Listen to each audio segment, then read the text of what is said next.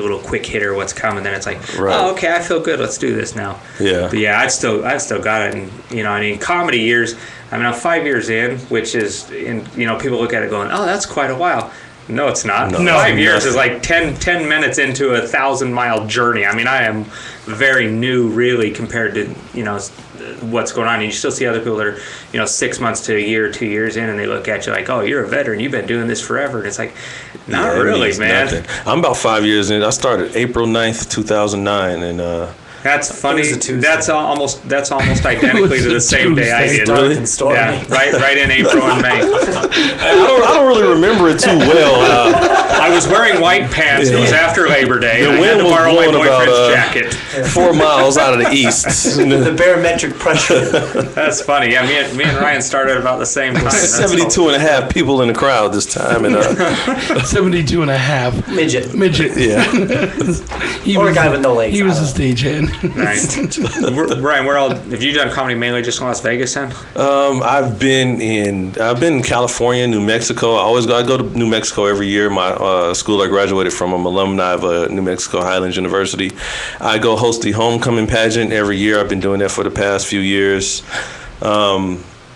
It just, recently I was at the Laugh Factory in Hollywood. Oh, nice. Had a great time, great set. They invited me back. I don't know when I'm going to go back. It's probably just Hollywood talk, but they said they would have me back as soon as possible, man. I'm here every week at Bally's. That's great. Yeah. Yeah, it's been an awesome experience. Like, I go on stage now, like, seeing whose ass I can kick. Like 3 years ago, I was like, I'm going to get my ass kicked. I know it, but, I'm still going to go up. But now I just go up and kick ass, and I take names, and I call those names later, and I apologize for kicking their ass. Nice. Oh, it's nice that you get the same names of the people's asses you kick. They're usually the same people. Well, sorry. When you get a chance next time you're over at Bally's, since I can't get from the LA Comedy Club, since I can't get a return text or email. And I've been in there. Well, that should tell you something. Well, no, I've been in there. It's like, yeah, we'll get you on. All right, just text us, email us, we'll get you on. And that was like a month ago, and I'm like still waiting. I'm like, all right, whatever, come on. Yeah, you're number 809 on the list of 3,000. But nice. They did let me in Las Vegas Live right after I first got here, so I've already been on to that. And it's the same guys who run the show, people. So yeah, it's but it was fun. It's cool being on there. It's just, you want to be on different stages, and I don't mind whether it's a comedy club or a bar show. I mean, I just did a coffee shop 2 weeks ago. As long as people are laughing and having fun, I don't mind. It is a little bit different. I can do clean comedy and dirty comedy, and a lot of people can't. They can either do one or the other. I can do both, so it really doesn't affect me. I prefer the dirty. So let me ask you this: if you're using a lot of cuss words, profanity, but you're washing your hands at the same time, that's kind of clean. Would that clean. make it clean? Well, yeah. Well, I always wash my hands before I pee anyway, because I don't want to leave him dirty. You know where your hands been. That's right. I have when I first started, I had a few jokes, and a lot of them had the N-word in it. Mm-hmm. And I couldn't tell the jokes without the N-word, so I changed the N-word to neighbor. And it's one of those things where you wouldn't think Nicaragua was such a controversial word. It is, but yeah, so I was like, so I wouldn't kill some neighbors, and the jokes didn't go over as well. So that's the funniest one when you say like that with neighbor. It's Lisa McInelly said that joke one day when we see. Yeah, it's a great joke. Oh yeah, she's like, what? You know that joke that everybody hates. It starts with an N, ends with an R. You know what I'm talking about. Yeah, she's like, you sir have been saying it all night. Exactly. And he goes, yeah, it's your neighbor. And you're just like, everybody like, oh yeah. Yeah, that's a great joke. Well, I have nothing but respect for you. I couldn't do stand-up comedy. And that's the thing, like I've loved it forever, and I've worked at the improv, and I've done that, and I can't get up there and do the jokes, but I respect and love what all the guys do. They get up there and just tell jokes. It's not easy. I enjoy doing it. It's kind of like a drug, don't you think, Ryan? I think so. Yeah, it is. You just start getting into it. Once you're away from it for so long, it's like, I gotta get a stage, It is kind of like that little crack deal. They're scratching. Like, yeah, gotta get back on there. I go up and be like, hi, my name's Rob. I like to party. I think you'd actually do pretty good. I do. I think you would be pretty funny. You should go hit an open mic, and especially like if you're used to Whoa! I'm Mike. Okay, well, hit anybody that's open named Mike. Okay, that's great. But when you go in there, if you're used to being like on a radio telling Jay jokes and stuff like that, don't worry about if there's 5 people or 100 people in there. Just go look and like if Jay's sitting right in the front, just start telling him your jokes because all of a sudden then you'll start learning to flow with it. Yeah, it's all about the flow. That's pretty much what it is. Yeah. And so I learned that from colonics. you did. You don't get a backflow problem. Yeah, that's right. That's the last thing you need. That's a good thing. So it's been a little bit of an adjustment coming to Vegas, though, where some of the shows here can have 5 or 6 people in the audience, and then all of a sudden, you have 50 or 100. Most of our shows that we were doing in Salt Lake, you're talking there was a minimum of 75 to 100 people at every show. Oh wow. And some of the shows, because I brought Mark White's Alien up. We sold the room out. We had 250 people show up. It was packed. Did they know what it was for? Or? Oh, they knew what it was for. Yeah, they love when that. I said free drugs. They love when they know that Alien Warrior's coming out, and they just go nuts. He'd got a little bit of a push through the comedy carnival that's going on, and actually that's coming up in September. We'll be back in Salt Lake in September for that. But they'd already seen him there. And so then when I talked to him before he left, I'm like, hey, let's work something out. I'll bring you back up to the show. And so it was like, okay, we'll do it. And then, I just made everybody pre-sell tickets. And 250 people were in the room. You couldn't even get in the bar. It was packed. It was really fun. But we've done that for a bunch of other shows, not just Alien, because we've had like Greg Varavas has come up to Salt Lake and a few of the others. John Hilder, of course, always comes in and out of Salt Lake because both of us are from the same club up there. That's where we knew each other. And so, he would come into town and we'd, Did you hold hands? What's that? We'd join hands and we would gently touch tips. That's nice. I mean, gingerly. Gingerly. Touching on something you said, like Vegas here, a lot of people don't realize one of the good things about comics starting off in Vegas is that we have to compete with ESPN on the TV screens and video poker going on in the background. People ordering drinks, the bars in the same room. Like I noticed when you go to LA or Salt Lake, New Mexico, when I go to Arizona, places like that, there's comedy clubs. People come to comedy clubs to see comedy clubs, and they have quiet little cocktail waitresses come and take drink orders, and it's all about the comedy. I appreciate starting comedy here in Vegas because I had to write the kind of jokes that would go out and grab attention right off. And if you didn't do that, then you didn't get respect. So when I go to other places, now it's like you tell that attention-grabbing joke and people are already ready to receive your comedy. That's that much better. And that's the weirdest part. Like when you're doing that and when you're in the bars and stuff here where they are playing video poker and it's loud and you get used to doing that. And then when I was at Rampart at Bonkers a couple weeks ago. And it was me and I can't remember the headliner guy. It was just the two of us. So I'm opening for him, and it's weird because you walk out and it's dead silent because they're listening. Right. They're waiting to hear a joke, and I'm getting ready to run out and start like being loud. I go out and like, hello. I'm like, oh, I don't need to be so loud. I'm like, they're actually listening. They're to like, what sir, I'm you saying. don't need to be so loud. You have a mic. So that's kind of the weird part with the transition when you get back into an actual comedy club and you're just like, oh wow, they're There's actually. Another issue with the comedy clubs in Vegas, and which might not be an issue, is in other places. I'm not sure. You'll have to tell me. But here, the waitresses that we get, they're like. They're supposed to be like smoking hot, giant fake boobs, which you'd think would be a great thing. Problem is that they really pack you in. They're trying to serve alcohol. I remember getting my drink, getting ready to take a drink, and I got hit on the side of the head by a giant boob as she tried to slide by me. And you're complaining about. Well, I mean, that's the thing is, here I am. I'm trying to enjoy some yucks. I lost the hearing in my ear because of a titty, Ryan. I feel bad. Yeah. Yeah, I'm really trying to figure out. And now I'm vomiting on the floor, rolling around, and the comedian's like, "Oh my God, I'm sorry. I didn't think my joke was that bad." Nice. No, in the comedy clubs itself that are here, the crowds do listen. And they'll because a lot of times they're paying $10, $20, $30 depending on 40 which club. depending on if you're going to Brad Garrett's is whatever, that what Brad's is $40 to go? So it depends on whichever clubs, and if people are going to pay that much money, but in the bar ones, it's a little bit different because a lot of times they're free or $5. They just feel because it's a free show and they're hanging out at a bar, they give them the right to talk and heckle and do whatever it is that they want to do. Oh, hecklers! That's when you pull out your 9 and you point it at the crowd. That's right. And you say, "I'm going to tell these jokes, you some bitches." What if you only have 6.5, not a 9?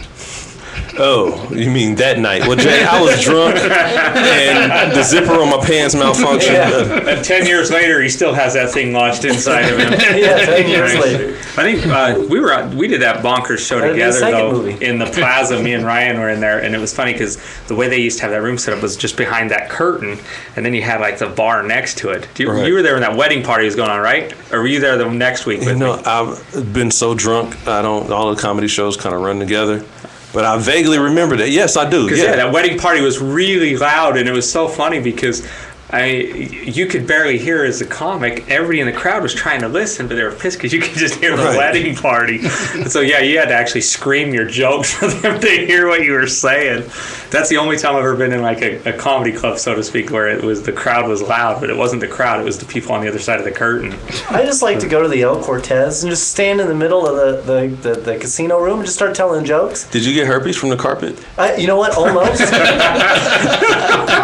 But I know if one of the senior citizens doesn't die during my act, it was a good show. Usually those senior citizens are the girls that are still the cocktail waitresses. Yeah, that's what's so sad. Now, tell me about this. The funny thing was coming to Las Vegas and you start seeing these cocktail waitresses that, they started out, they came down here thinking I'm going to be this glamour girl like in, what was it, like the old Follies Bergier or whatever they would do with the girls, the long legs Jubilee kicking. Bergier, So you knew they moved down here thinking I'm going to be this big star and all this shit, and then all of a sudden they end up as a cocktail waitress in the El Cortez. Yeah, and it looks like they've got 4 knees. Oh yeah, and you're looking at them going, oh my God, lady, I feel bad for you, but you're going, you probably should have maybe stayed in school. They've been there for 30 years, yeah. And then they end up at Larry's Villa. Yeah, I seen one wearing a knee brace and high top kids, and she was kind of sexy. Didn't take much money to. She still looked good. If it was cougar hunting time, Ryan was there. Close one eye, take a few shots. Well, that's the best thing about fucking a fat chick. The hot chick's just right around the corner. That's true. You just hope so, anyway. Well, yeah, and if you fuck a fat chick, you just find a wet spot and go to town, huh? Yeah, it really doesn't matter. You don't even have to pull out of the belly button, do you? I like fat girls. Fat girls will let you know. Fat girls they say some crazy stuff during sex. Nice. Like there's I'm a dude? No. I wasn't sure. Dude, I told you I was drunk. I had a malfunction on my zipper. That was only 2 times, Mike. Yeah, fool me once. Shame on George W. Bush. Well, you knew that Diaz Mackey used to do BBW porn. I saw that. I actually saw that with my own squinted eyes. That's funny. He said that on the show and that. It's like, what? I did not know that. That's funny as hell. Yeah, in the porn, he's wearing a Bill Cosby sweater and Argyle socks. Ooh, Argyle. Fancy. That's fancy. I brought Diaz to tell jokes to Salt Lake, too. You didn't shake his hand, did you? I think I was wearing a glove, right? It was wintertime. I hope so. Him and Mike Toomey froze their ass off. It was winter when they got to Salt Lake. They came together. It was cold as hell. It was a beautiful thing to see them, too, when they were doing that. I went to Colorado to see my family and Christmas. And I'm from here. I've never been up in the snow. Seriously, it was so cold, the shit literally stuck to the hair on my ass. I had to get a pick just to get the nuggets off. I've never in my life experienced it before. I was like, I cannot wait to get out. Where exactly are you shitting? There's no toilets? Yeah. Dude, they are, but like, there wasn't, my like, sister, you weren't shitting on a frozen heater didn't pond. work properly, and like she didn't have insulation in her home yet. It was just terrible timing. And that's the problem. If it's a little liquidy, it's more likely to just kind of like Ryan's Maker's Mark whiskey that he threw up that made a pyramid. Yeah, love Maker's Mark. Let's say he left its mark. It's probably still frozen. It was North Dakota. It was South Dakota, and I do not have an endorsement deal with that brand. So let's not say it again until I can get an endorsement deal. I'll wear T-shirts. With me, it was Jägermeister and Sun. Also not a good combination. Yeah. Lots of Jägermeister. Lots of Jägermeister doesn't really go good with anything but the floor. Which is hilarious because I swear to God, I didn't think I had that much, but I had a lot. Nice. I also didn't think I was in the bathroom very long vomiting, but I was apparently there for an hour.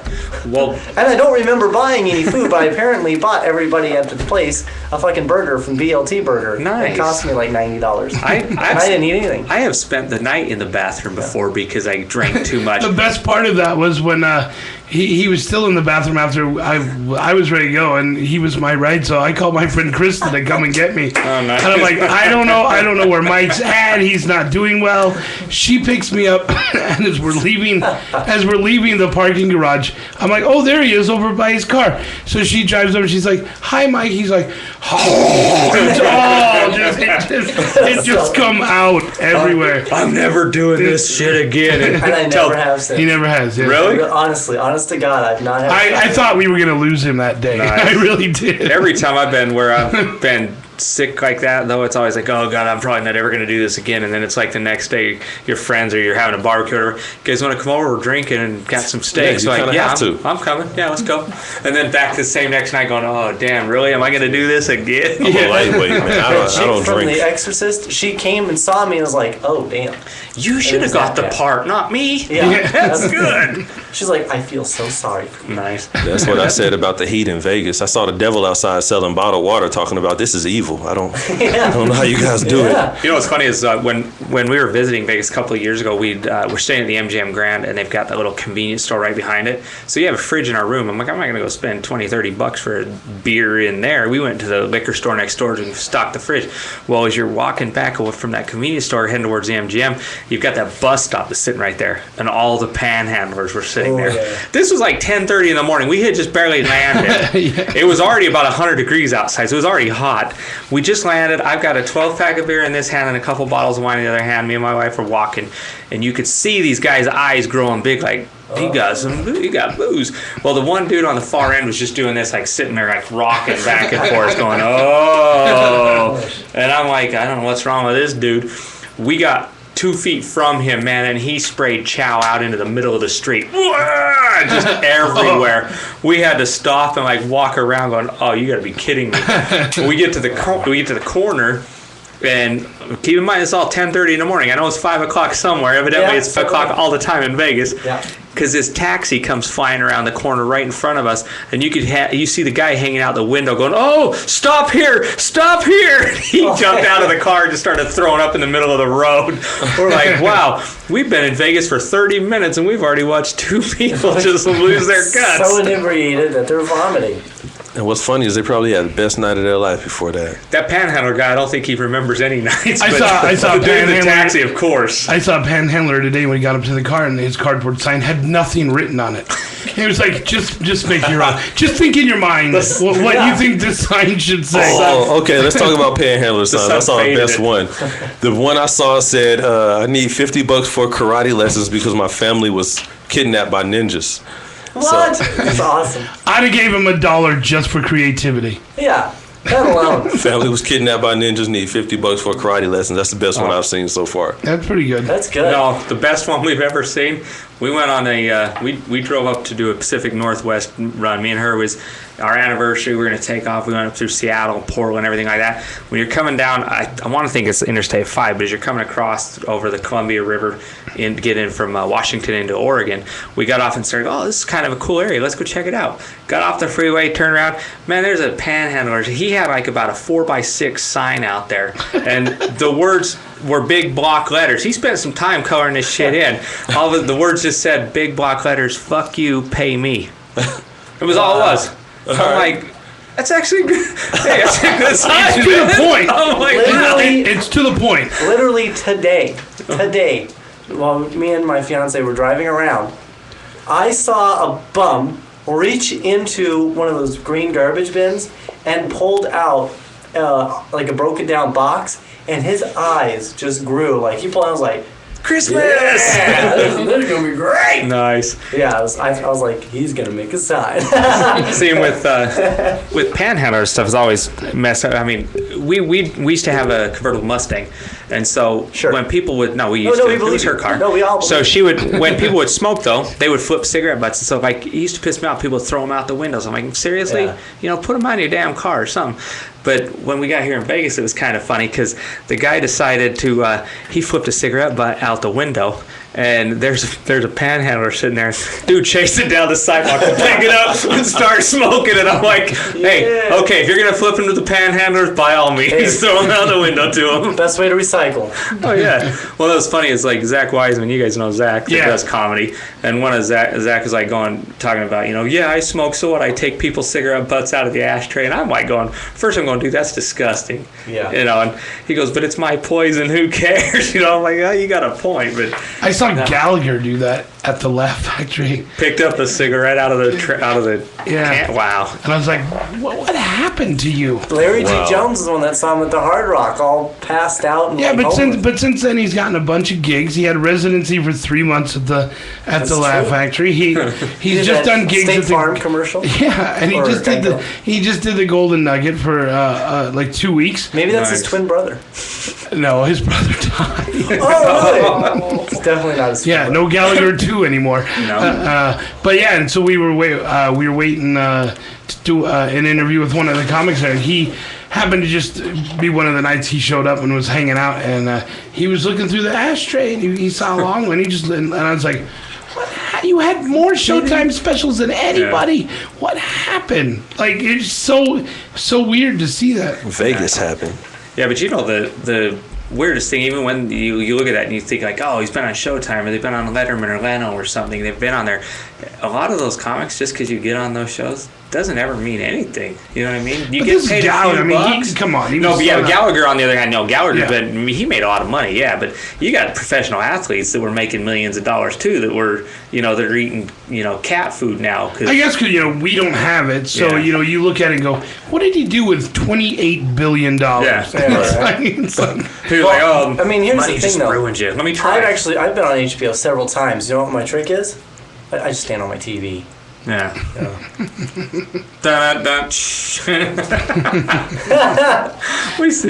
We watched some joke karaoke's last night. So my favorite are the pickup lines. Uh-huh. And I have 2 pickup lines that are like my all-time favorite, created by yours truly. The first one goes, "Are you a meat farmer? Because you're totally raising my sausage." Oh, jeez. The next one requires a prop, okay? You have to bring a melon, okay? You have to bring that orange melon, and you just go up to a chick. You pull it out, say, "Cantaloupe," but I can. All right. Oh, jeez. You get laid quite a bit, don't you? Oh, yeah. Nah, I don't think that works. Was that your HBO special? That was one of them. I've been on HBO too, but my HBO is kind of like, hold back up, like, back off. Hold back off. Hold back off. I don't have the money today. Nice. No, it would be really cool to get a special. That'd be fun. It's Comedy Central, HBO, Showtime. Yeah, sure. Yeah, call. Let's do it. Just once would be great. Oh yeah. That'd be nice. Instead of having to produce my own DVDs and my own stuff to send out. Yeah, check them out. It's great. Yeah, it just looks good on the resume. Oh, yeah. We got that. And then everybody we always want TV credits for people and stuff like that. Bad thing is I've seen people that have never been on TV that are way better comics, man. Yeah, there's a lot of really good road comics. Yeah. And the funny thing is when people always ask you, like, especially when you're new to a market, what do you want me to put? I really don't care. Because, I've been on TV. I've been on the CW network. And I'll be on National Geographic coming up. Ooh. Yeah. Name dropping the CW. But the funny part with that is when people ask you, they say, "What do you want? You want us to introduce you?" I'm like, "No, I'm from Salt Lake. Tell them my name. That's all I care." I'm like, I don't need a resume out there because it's really not that impressive. Trust me. There's other people that have done a hell of a lot. He was an extra in Burt Wonderstone. Hey, I love that movie. I was actually an extra in that movie. Were you really? In the crowd scene with the box. Oh yeah. Yeah, when the camera looks down, I was the black guy. Okay, I'll go one better than you on this one, right? You remember Tiffany from the early '80s? I think we're alone now. Yeah, I remember Tiffany. You remember her? You were in the Tiffany video. We were in a video because it was filmed in Salt Lake, and they were filming it when we didn't even know. We're sitting there playing miniature golf and having fun, and then if you watch that old video on there, it shows like from the Ogden City Mall and the 49th Street Gallery. It's all Utah stuff that actually has been tore down now. But there's a big crowd where she's doing a concert, and we're sitting like right there. So you can't. It's the old grainy videos. You can't really see it, and they're all white people. I can't say I'm the black guy in the crowd. but we're in that crowd watching it. So we're like, hey, we've been on MTV and VH1 and everything. Now kids else, are like, they showed music videos on MTV. Yeah, back in the good old days. Yeah, when the M stood for music, not moron. Yeah. Moronic television. You got that 100% correct. And that's another thing. Like, they don't do the mall concerts. Those used to be huge back in. In the 80s? 80s. Yeah, early 90s. That was because you had. I know Tiffany was one of them. Debbie Gibson would go out and do those. Who was the other ones that were doing it? New Kids on the Block. Yeah. We actually, it's funny. They did like a concert. We were at Town Square, and it was called. It was Romeo or Bromeo or something like that. A bunch of like 15, 16-year-old boys, and all these girls were out there just squealing, and it was on that stage at the north end of Town Square. Right. We went and parked. We were going to go have some dinner. I'm like, what the hell are all these little screaming girls for? And then you see all these little prepubescent boys out there dancing around singing. It looks like, a remake of New Kids on the Block. I'm like, basically. What? It recycles itself every like 4 or 5 years. It does. But there's no more singing groups, really. I mean, you got One Direction and... That's probably about it.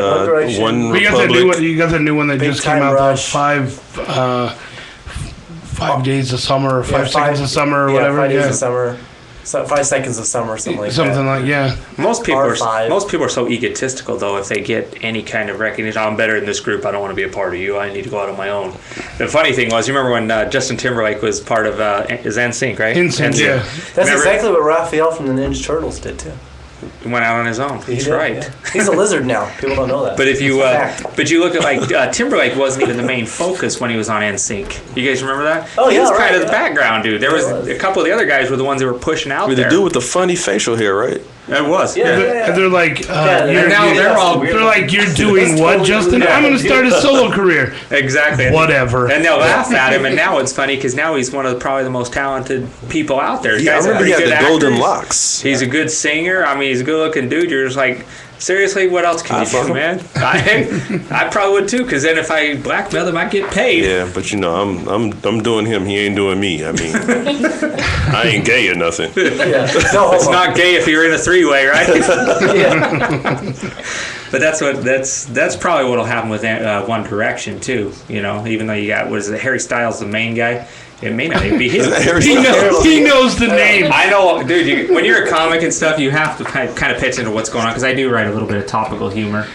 It's like I tease Darius when he's here during the week because he told me that he likes the Dixie Chicks. Darius Stone? Really? And I was like, who doesn't? And I was like, really? You like the Dixie Chicks? He goes, yeah. So then I forget who was on the show yesterday with him. Oh, it was our friend Mark Bennick, and he was like, I was like, hey, Mark, guess what? I found out that Darius likes the Dixie Chicks. He goes, no, I just saw him naked one time. I go, now you're changing it. And I go, which one was it? He goes, I don't know, Natalie or something. She's the chubby lead singer. Yeah, and then when I bring it up and I go, was it Natalie? He goes, I don't know who it was. Just show me. Like it's totally different. And somebody else, I go, you like the Dixie Chicks? Yeah, I like Shania Twain. I like Brooks and Dunn. What's the girl who saw her reflection in the snow-covered hill? Faith? No, that was Dixie Chicks. That is a Dixie Chicks. I like them too. Because they re-sang the old. That could have been Shaniqua Twain. Fleetwood Mac song. Okay. Yeah, no, there's really, truly, honestly, there's two kinds of music in the world. Good music or shit music. That's it. I caught the Shaniqua Shaniqua Twain. And I just want to point out that I will be getting my reparations before I leave the show. Shaniqua Twain. Look, I'll be honest with you then. I'm gonna be honest with you. I don't understand why you guys get so mad now. You guys? Yeah. You guys. It refers to the Black-American Americans. But here's the thing. We had Vanilla Ice. That's a terrible, terrible tragedy. Vanilla Ice was great. What are you talking about? He's tragic. When Vanilla Ice baby. Came out, I'm sorry. When Vanilla Ice came out, he was like top of the game. Everybody. He was actually. It's kind of because you're talking. That was when I was a senior in high school and Vanilla Ice came out, and everybody was playing it and bumping their cars to that. And we laugh about That's what it was. names that black people have, but we just can't. Harry Styles, like really? Like, that's just as bad. There's really like no white name like Archibald or like Bartholomew or something. I mean, come on. We stopped naming those kids years ago. Yeah, that's what I'm saying. Like you would never find like a person under 50 named Archibald. No. One of our listeners, Jennifer, says that her husband Preston toured with the Dixie Chicks. Says it probably was Natalie. He says that. Let me get back to it. Antholomew works with anything. Chaz Tholomew. I thought it was like a Rick, like Budrick. You can do that with that too. Mike Rick. Chaz Rick. Since Preston toured with the Dixie Chicks, it probably was Natalie. He said she was easy peasy. Everyone has seen her naked. I haven't. Nice. If you got some pictures, please. Haven't forward them. Instagram that joint. She's famous. I want to see. Yeah, isn't that funny how if they're famous, you're like, hey, all right, yeah, I'm gonna Google this. Look at the ugliest bastard ever in the history of music was Axl Rose. You think he ever went without getting laid? You think he was the ugliest? Oh, he's in the top Mick 5. Jagger is fucking. Lyle Lovett's not a very good-looking guy. And he was not. He was smacking Julia Roberts around now with his wang for a while. Mick Jagger, like he put his face in somebody's tailpipe. Yeah, Mick Jagger. That's enough. You know who looks a lot like that now is Steven Tyler. Yeah. Boy, he looks like he took tailpipe and then got hit repeatedly with a frying pan. He's had so much work done. He took the tailpipe. He's not going to fall for the banana in the tailpipe. No, you're famous though. You're a musician. It's what it is, man. People look at, oh, they're so good looking. No, they're not. Yeah. That's the first thing I say to. That's the first thing I say to women at clubs. I'm in a band. Seal. There you go. There's Seal. Ugly as shit. Seal. And he was married to Heidi Klum. You're going, man. You see Heidi Klum? You're like, wow. It's confidence, man. Money breeds confidence. If you have a lot of money, then you can just say F you to a lot of people. So does cocaine. Cocaine? It does, but it leaves you limp downstairs. Yeah. Now, I heard that whole song "Kissed by a Rose on a Grave" was about doing cocaine high. Is that true? Or does anybody know? If you know, call in and let me know, please. I just thought he really liked to kiss flowers. I thought it was about going through the stages of being on a cocaine high. Let's Google that. I just thought it was for the reason of. Half the song. I just thought it was for the reason they made it for Batman. Yeah, it was. That was one of the Batman shows. The more I get of you, the stranger it feels. Yeah. Ryan, go ahead and sing it, Ryan. You got that? Now that your rose is in bloom. Blue, blue, blue, blue, blue. See, you sing like me. He skips a few words. I kind of know the beat. I don't know. My whiskey's kicked in. I'm sorry. I can't Google. I can't Google. Goo-goo. You ever say a word so many times that it loses its meaning? So let's all just say Google. Let's see how long it takes to lose Google. Google. Google already messed up the Dewey Decimal System. I don't know if you ever said a word for so long that it just loses meaning. You're like, okay, why does that word even a part of the English language? My whiskey's kicked in. I'm sorry. Mine is fart. I really need to cut back on saying that. On saying fart? What about run amok? I let my uncle watch my daughter one time, and he was like, I can't control her. She's run amok. I was like, what is she doing? I don't know. She run amok. She's just running amok. About the 40th time he said it, I was like, okay, what is amok? I don't. Yeah. How much mucking is really going on there? She's running amok. You don't spank her. You don't discipline her. She's running amok. She have to really run to get to muck, or? Oh, I was gonna tell you, my brother, he got a Yugo. Oh, nice. One that runs? Do they still make Well, no, I was giving him rides, but I won't anymore. So I said, you got to go on your own. Oh, gotcha. Yeah. So, yeah, he's busting really. Remember back in the late 80s, you could buy 2 Yugos for $5,000. Yeah. That was what they were selling them for. 2 Yugos, $5,000. I remember they used to come in like weird colors, like that tan and like green. That bright yellow. And, I always thought they called them Yugos because that was where they were from, Yugoslavia. But apparently it was because you go and they don't. That's true. Yeah. Like a Nova means no go. Yeah. What a poor country. Yugoslavia's not even around anymore. Imagine that. Neither is the car. They shouldn't have named that car after it. Didn't Yugo change into... No, that was Datsun that changed to Hyundai. I'm sorry. Datsun changed to Nissan. Nissan. Okay. Where did Hyundai come from? Hyundai came from Hyundai. Hyundai. From Hyundai. Korea.